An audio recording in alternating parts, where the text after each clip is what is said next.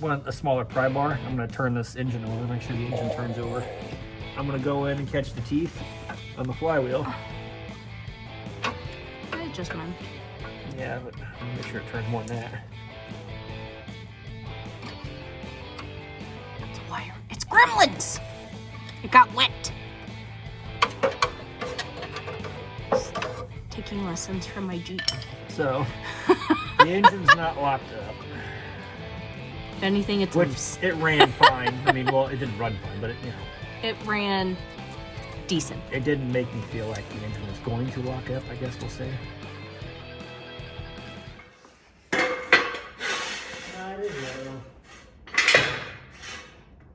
It's not a Toyota. You didn't look underneath this truck later. Nope, I haven't looked under the 92 either. Well, no, I take that back. I looked at the front steering and suspension. Before long, they're going to look worse than anything else. Shh. All right. We're changing that. So, All right. So, 91 GMC Sierra, two-wheel drive.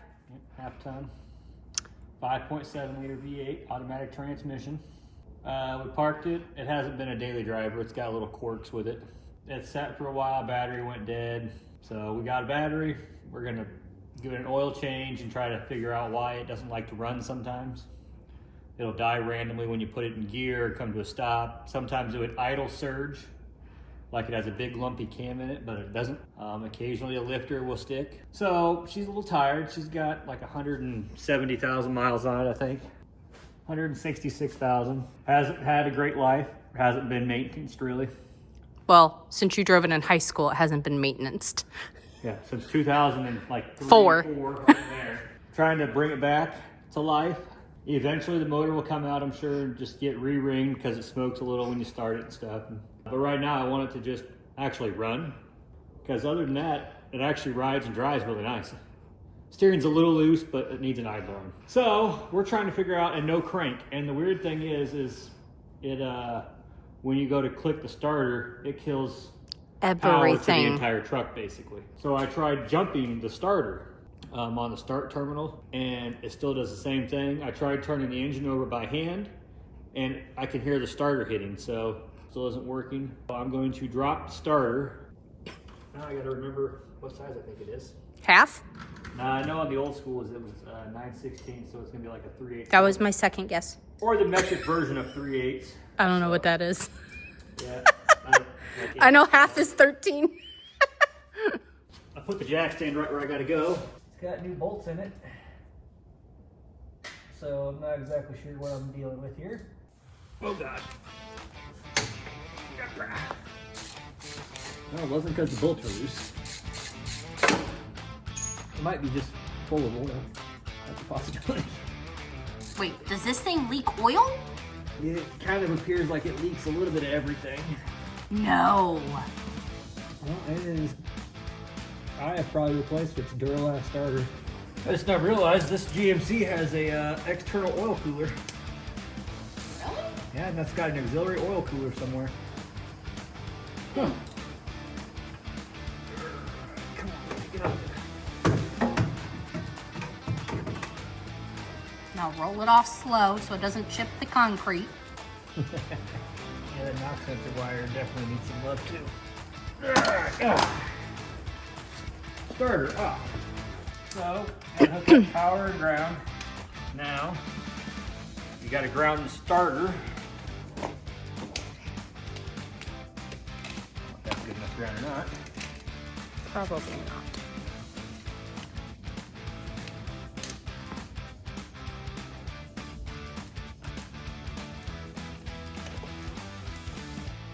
You want to make sure that doesn't touch any of the metal while you're doing this.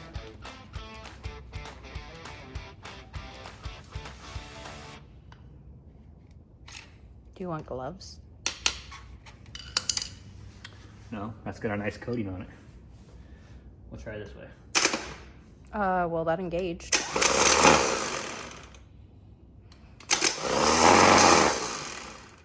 Okay. So that's how you test your starter at home instead of taking it all the way into AutoZone. So you got your positive cable that runs right up to your battery. And then you're gonna have a small wire that gets a signal when you turn your key that tells the starter you want it to start. And that's what this one is. So you ground the starter housing, starter body, and run power to this just like it's in your vehicle, because the starter has to be grounded. And I just hooked it right to the battery. So it doesn't actually do a like amp draw test, so, but it comes out quick and spins up quick, so that's probably not my problem. It's a classic. So You didn't say it. I'm gonna check and see how my battery cable itself. Well, the positive or the negative doesn't tighten very well. Well, yeah, it's aftermarket. Yeah. Whenever you buy an aftermarket end like this, or even the OEMs are junk, so. So I noticed on this, it's got an auxiliary power wire tied into it, so I'm gonna see where that runs to. Actually, it runs up in here. I was gonna say, doesn't it go to the junction box? Okay.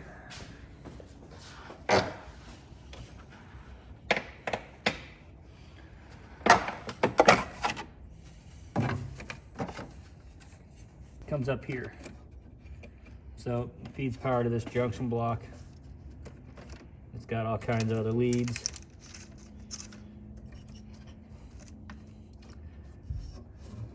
So I wonder if these are fusible links. They are. The black things. According to all the wiring diagrams, they are. Yep, it says fusible link right there. So a way to test them, you can also look. So I haven't had any fusible links like this, where they got this big piece. But usually the wire will have a spot where it pops open, and the wire splits after it gets to a certain heat or amp. And so the wire will be super flimsy, or you'll be able to visually see a split. But I'm not seeing anything. That one's been replaced. Somebody's replaced this one before. Oh, it comes out. Yeah, oh. that goes to that light. Does that light work? Yeah. Apparently the light stopped working at one point, and somebody fixed that. Can you test those for power with the power probe? Yeah, I could poke behind them. Back here where they go into the loom. Because being it's up here on this, everything up here should have constant power once the battery's hooked up. Everything off these studs is going to be constant power. One thing I'm noticing though is it's really oily where it actually bolts on. This would be the top. There's oil there. So I'm going to clean the surfaces up where that mounts to and make sure it's clean and dry. Would that make it not so it's not grounding? It would make it to where it's not grounding. So I'm going to make sure I clean that up good. Do you want safety glasses? Nope. I take some out of it. I like to burn. Do you want safety squints? That's what I do. My preferred method. Oh yeah, it's pretty oily on the top side too. Pretty oily on the top side. Ew. Yeah. And it has gotten hot. Knock sensor wire's gotten hot. Here's the knock sensor wire I was talking about. It's tore up pretty bad right here. It appears the rear main seal probably leaks. No. I know. But maybe I should source a knock sensor. Get this wire fixed. That'll be one less thing that's causing problems. Let's see here. Valve covers leak a little. No. I know. It's crazy. Oh, that positive cable's a little rough. Well, maybe I need to... Battery cables? Yeah, maybe I'll do that. It'd Maybe. be silly not to at this point. Okay. We have returned from getting a knock sensor and a new battery cable. Well, no. Are we gonna make a battery cable? Guarantee you we have enough. There's plenty there. That is big.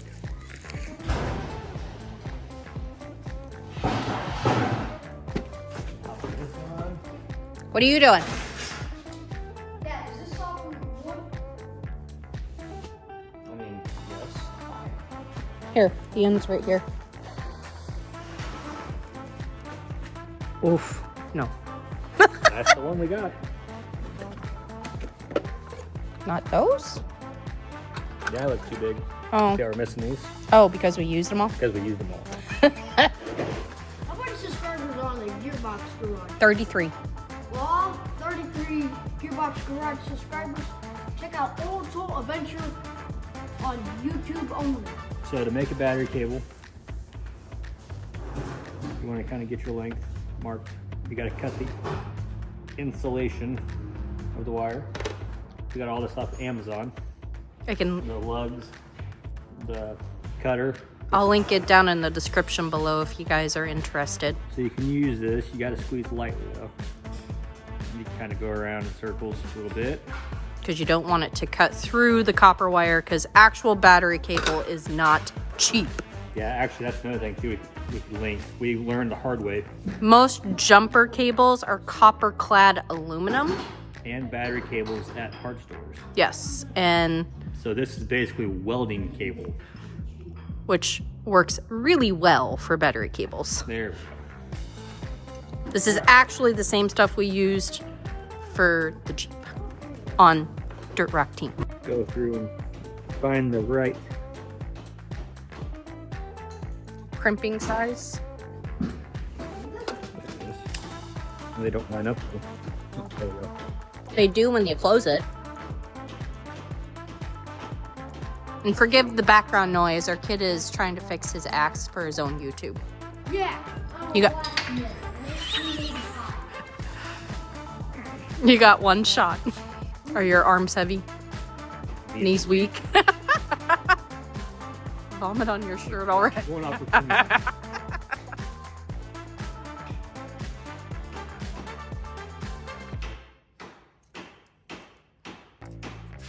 Do you want me to hold the cable? I don't know if this is actually the right crimp end. What if it's not? Well, it's on there. I got it. Nice crimp on there. Now, doesn't our neighbor Doug have a hydraulic one? Yes. So it makes it easier. You don't have to put as much force into yeah, it. Got a little, it's like a miniature ball jack. Pretty handy. But there's that. Now I need something to melt that. Now we got to measure 45 inches. You're getting too technical. This long. Oh God. Really? Corroded. Yeah.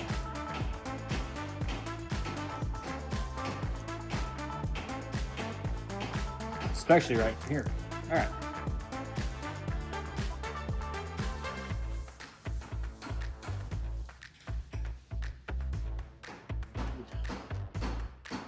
Yeah. Don't Here's touch where your finger. these are amazing.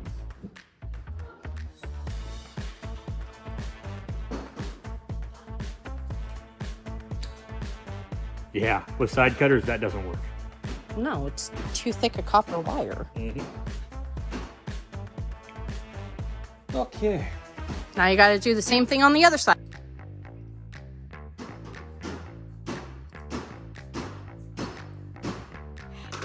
Money wasted. $12 down the drain. For what? Because battery cable, they say, is designed for 1 gauge. 4 gauge to 1 gauge doesn't tighten down at all. So what's that one? 6 gauge.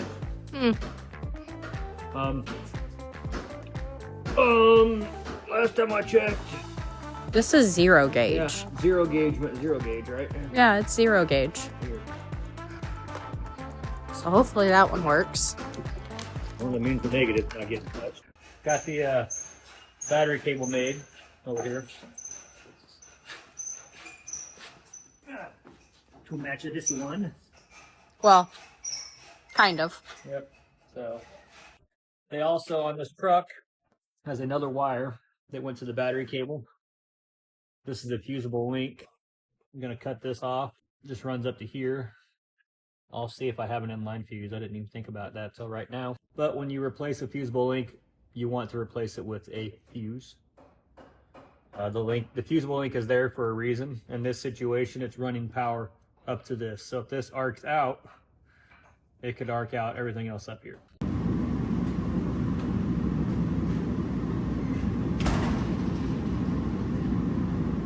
So the truck has decided to show us another problem overnight while set in the garage. That's transmission fluid for sure. So, that's not good. Neither is this, but anyways. So today's gonna be a little harder for everybody to hear because Mother Nature said watch this, and we decided we're going to be like 25 degrees colder. So yeah, that's gonna be running. You're just gonna have to listen closely. What I'm gonna do, I tested this on the ground yesterday, but I'm gonna test it with my power probe because before I pulled this, I was trying to just jump it with my power probe to get the truck where I could drive it in the garage to actually look into and diagnose this. And the power probe wouldn't even crank the truck over. That's why I assumed the starter was not working. So I'm going to make sure that the power probe actually will kick this over. Because if not, It will. If it does kick the starter over out here, I'm going to assume that the starter doesn't have enough power when it kicks out to actually turn the engine over. Yeah. If it doesn't kick it out here, it'll be one of two things. Well, no, it's either this just pulls too many amps for the power probe to put out, which is quite possible. I don't know what the output and what this is supposed to draw. Or, I don't know where I was going with it. But anyways, I lost my train of thought. but you were also concerned yesterday that maybe with how much oil was on the starter that it could not have been grounding properly too. Yes. Insulate.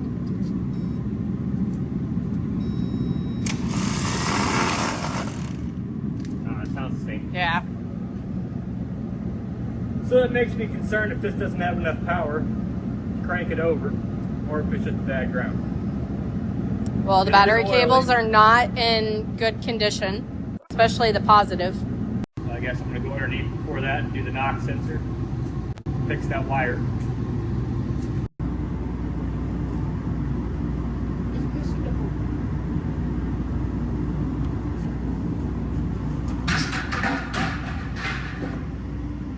There's supposed to be a hole.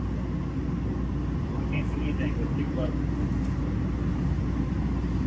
Right there. You are correct. Is that why the steering's so loose? No. Oh. But if we ever lose complete steering, that's because the shaft fell off of the steering gearbox. Oh. So that's cool. Alright, so. See this wire here, mister? Yeah. Actually, why don't you give me the knock sensor?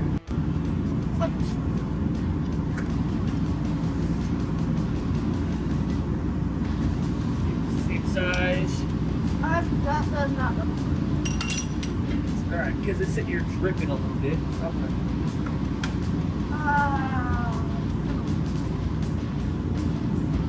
Right, here's that. That big hole. What about that? That's been there since my dad got the car. Alright. Knock sensor is in. That's a good. I can pull this down more, gain more access. And all the questions. This wasn't even connected. It was just the wire insulation.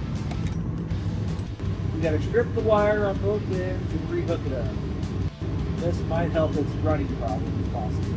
Because it didn't have the sensor working, it was just the little corner of the wire insulation holding it. So look.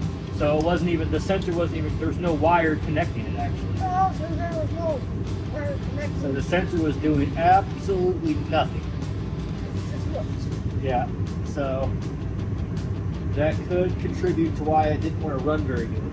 It's designed to run with the sensor, obviously.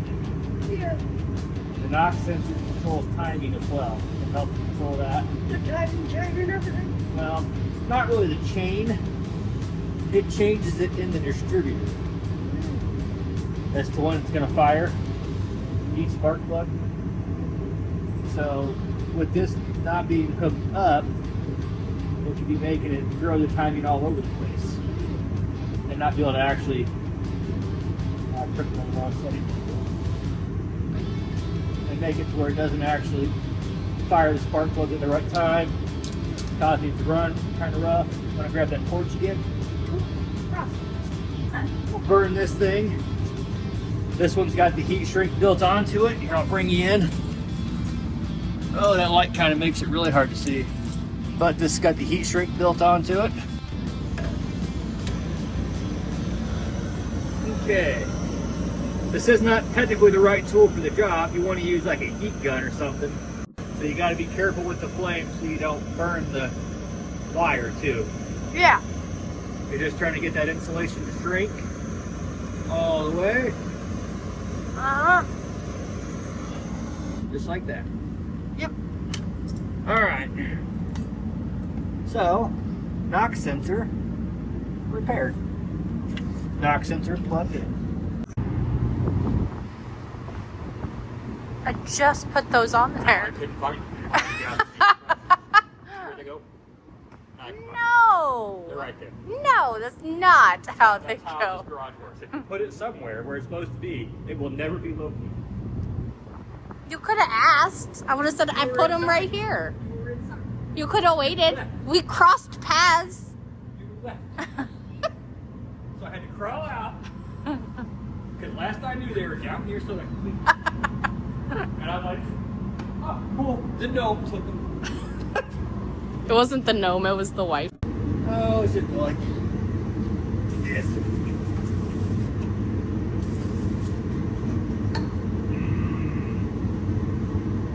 Drippy, drippy. Okay. Yeah, that'd be hard to ground like that.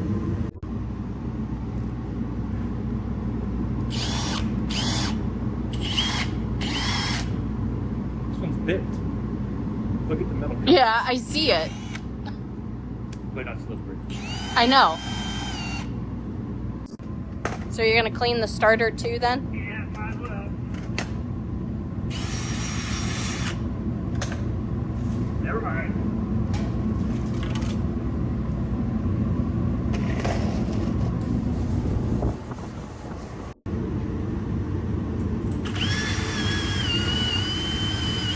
You got your safety squints? Oh, 100%. Hey, there's metal there. Yeah, that'll do a lot then. All right. That's the surface going up there, so we'll be good there. Or no, actually, it's the surface going up there. I don't know what I was thinking there.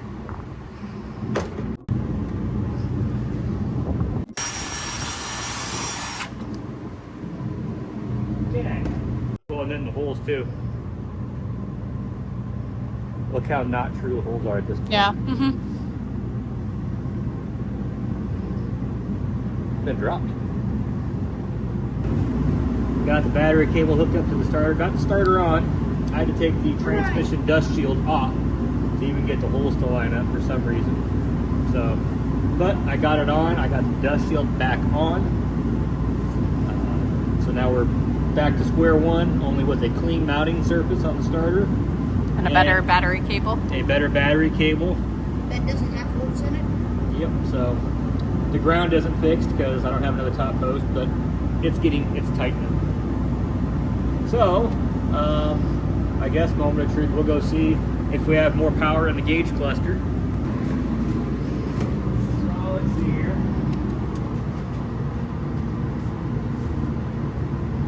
Yes. 90s technology.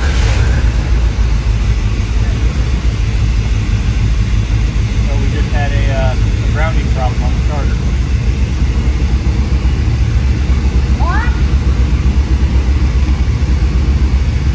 A grounding problem. Yes. So because the mounting surface on the block was rusty, and the engine also leaks at the rear main seal, the valve covers, everywhere. A lot of oil is getting right on the starter. Where So it goes it's- into the transmission. So, at least now, it starts. It was actually giving some really weird symptoms. When we were trying to start it with like a jump pack and stuff, it was making the injector stick wide open, even with the engine not running. So I don't know what that was all about. But if it's got wiring issues, that'll... So I'm wondering if maybe we're having a problem with like, well actually we got the knock sensor hooked up now. Yeah. I'm wondering if somehow or another the computer was telling the injector to stay open. And it could have. So Possibly. it was causing it to do some weird stuff. But underneath is buttoned up, so we can Hold it on out. we can drop that down. I don't want it to run in here. No. It'll smoke us out. Good, it's a whole lot. But anyways, Well, definitely smell it. so what I'm gonna do is I'm gonna run some seafoam through it. I haven't done a compression check on this. I already know it's gonna It's be tired. over. Yeah, the rings are getting a little wore out and everything, for sure.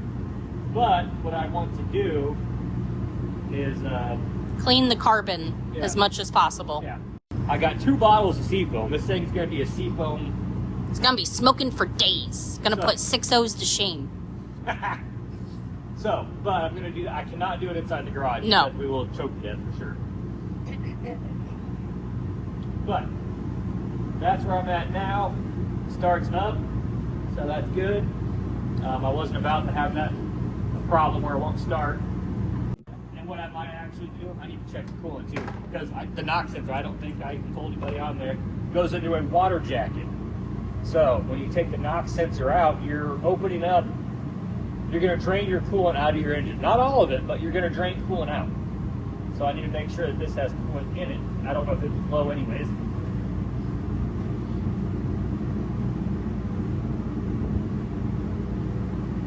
Don't mind the color.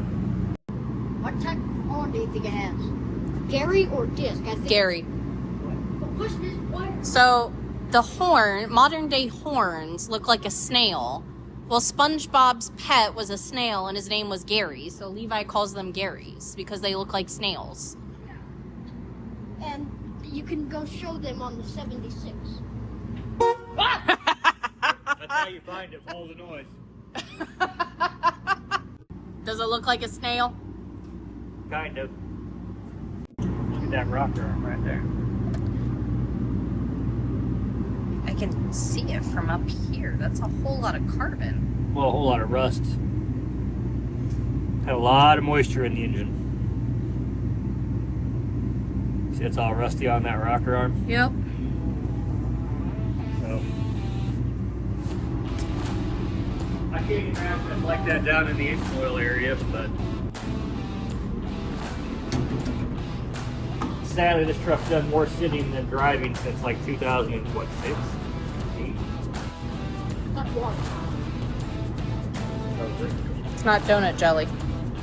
Okay, Fast and Furious. No! Gone in 60 seconds! Well, whatever it is. We're failing this guy.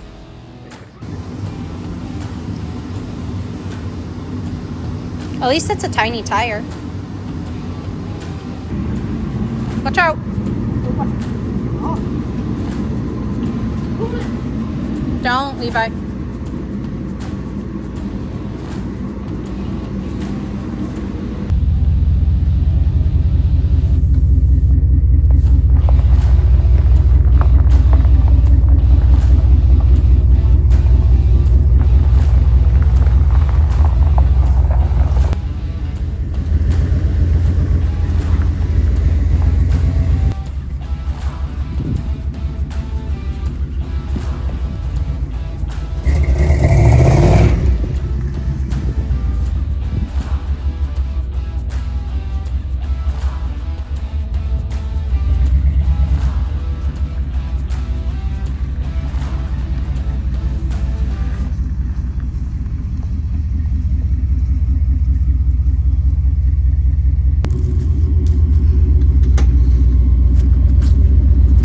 You saw our burning oil.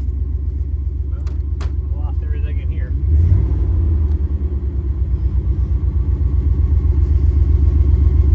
I got nothing inside.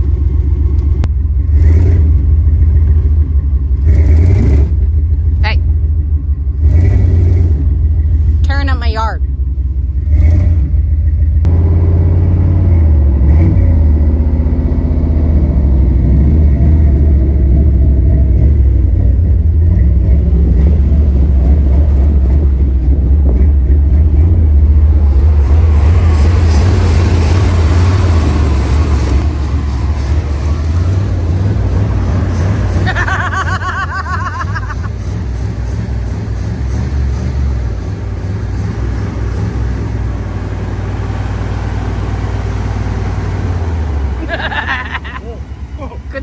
hot outside.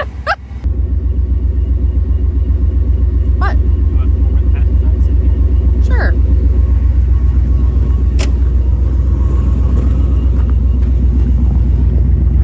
I didn't want to mess with the heater because I didn't know how to work it. Yeah, you want to break it. You do have a seatbelt.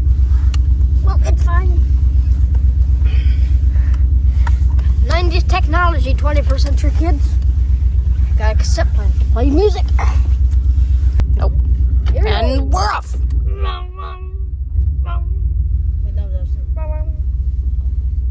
It's hot in here. Yeah, because the heater. Yes, off. Thank you, God.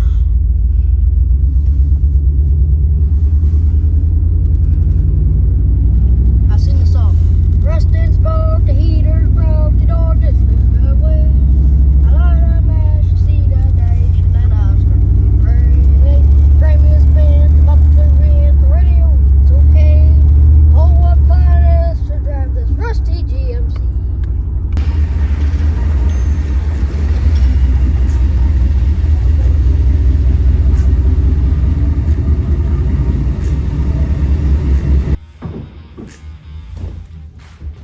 You don't seem too happy.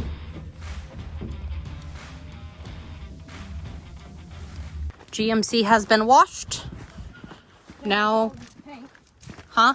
Still has all of the maybe. Driver's side's a little rough because I blew leaves and I Yeah. didn't rinse this side off. But It's okay. It's a different color now. so look at it. I mean, minus obviously the paint shot and there's no cap for it, but like, what's there cleaned up all right. Yep. So now we're gonna head out to Harbor Freight because we gave away our timing light because we didn't think we were gonna need it. We're dumb. So we're gonna go buy another timing light. Don't do that. If somebody comes into the Midwest, what do? Well, the You cat. tell them to go mudding where there's cattails. From the Midwest or not from? If they're not from the Midwest. Don't blow the cover. Yeah, it's true. We can't say nothing else about that. So we came back home because Jared did not have his sunglasses, and he also wanted to check the power steering fluid, which he just walked away with. But he also pulled the master cylinder cap off, and all of the rubbers were popped out. So now I grabbed brake fluid. Oh no. So I needed both. It was low on power steering fluid and low on brake fluid, but nothing, neither one was like gone. How what'd you think of the rubber coming off? Well, they pop out when it gets low. The rubber on the thing? Yeah, because it's like a pocket. In your purse. No, Purse was I right have there. valve caps in my pocket. Yeah. I have two. From what? I have no No idea. Oh, I bet you they're from the 92. This is from your Jeep, and that's why we always have to get I don't wear this coat in my Jeep. This is Our radio, folks. yeah. This is the newer cassette player.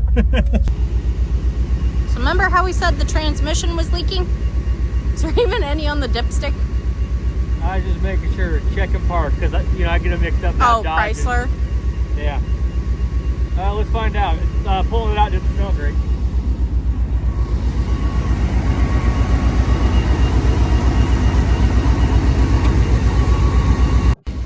So we are at Fleet Farm. Figured they were going to be the cheapest on oil. The way this is going, it's turned into a roadkill type of situation. Just going around and seeing if everything's working and trying to just keep on having to do little things. We good? Yep. Come on now, they all got a spot you can put the plug. But it's not going to let the hood shut. It's probably over here.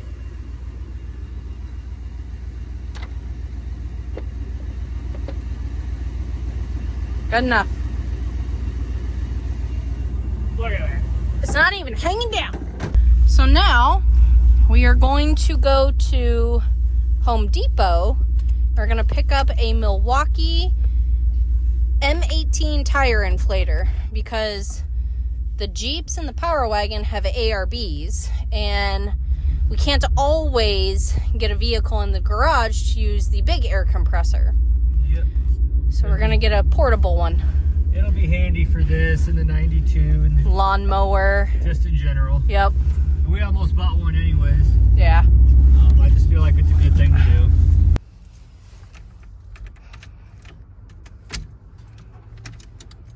There you go. Now wiggle jiggle the steering wheel. Maybe not quite that fast.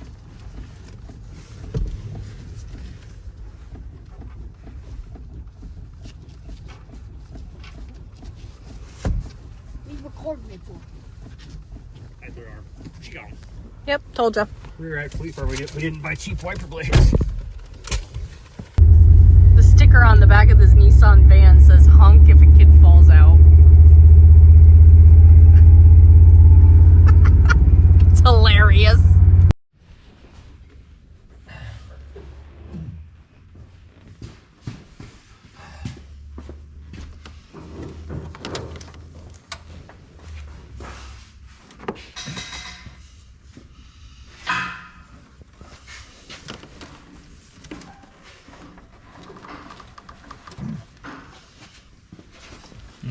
You're trying to turn it? Uh-huh.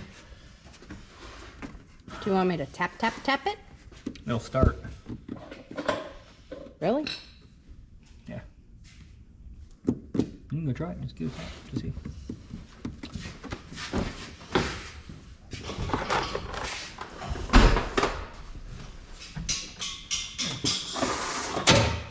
Ooh, you did good. Another one. All right, that's good. I can see my mark here. I am marking the slot on the balancer, or attempting to.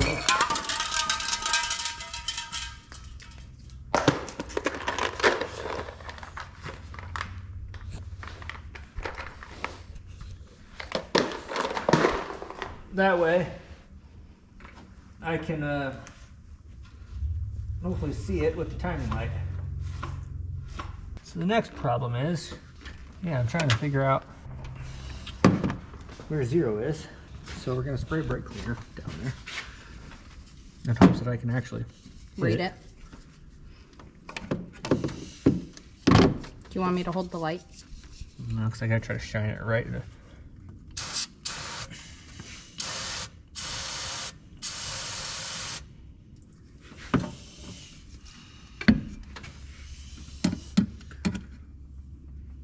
That worked.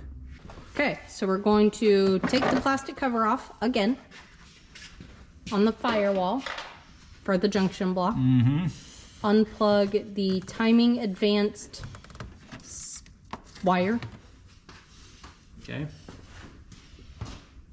Now the truck needs to start, right?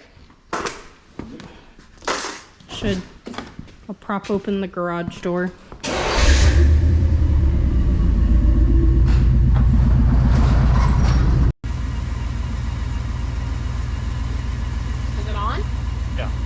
It's like 15 degrees advanced right now. And it's supposed to be at 0 advanced right now. That'll throw some stuff off.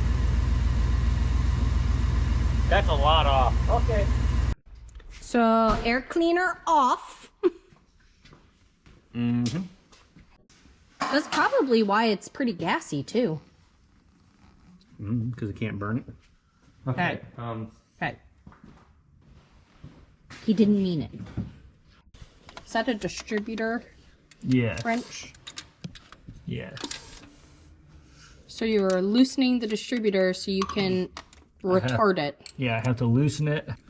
And then I have to figure out which way is what because I don't remember. Been out of the game too long. Well, that's probably not ideal. That just pop off. Yeah, the map sensor just split in two.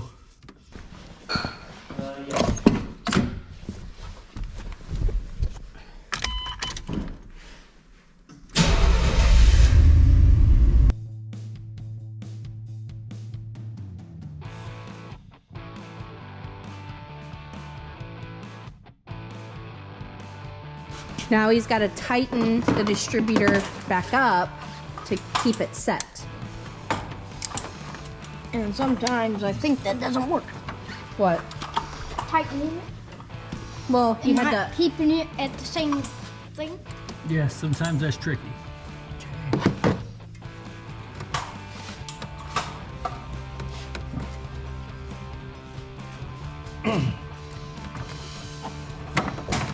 Okay, then you gotta plug this wire back in.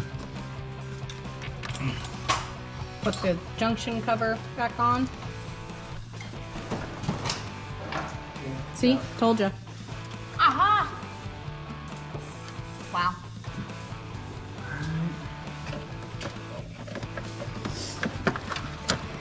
No one, unless if they lived it, knows what that light is. I don't have any dash lights either, so I wonder if that has something to do with this. Like it's the headlight switch. Or is that just turned down?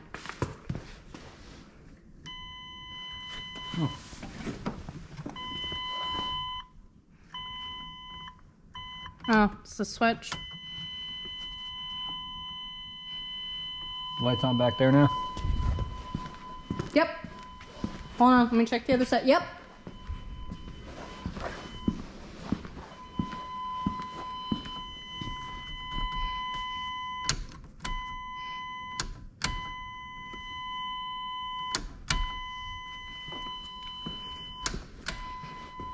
You just can't be a bitch with it. You just gotta let her know you mean business. It needs replaced. Look.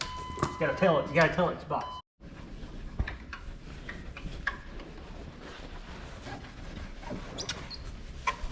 It's doing something.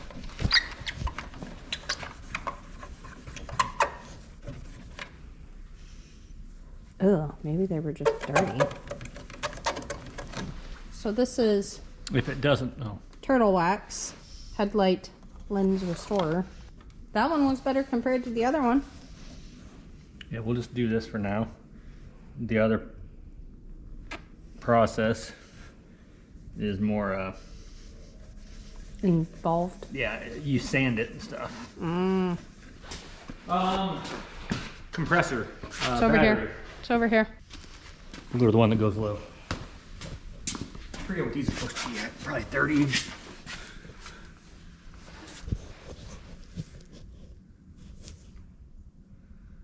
.44 psi. Why? Why not 45? No, 44. Why not 45? Seems silly. Because 44 is his number. Woo, that's me, baby. Some cold cuts. Come on now, act like you don't know. So you're. It's a little low. Yeah, but we don't know what we put it to either. Well, I set my target pressure. Well, I mean, before when we aired it up. What did I say? 40. 44. Dana 44. I don't think that was the button I was supposed to push. So is the oil good? I had to add a quart. Trying to take this off now without. Do you want a shirt?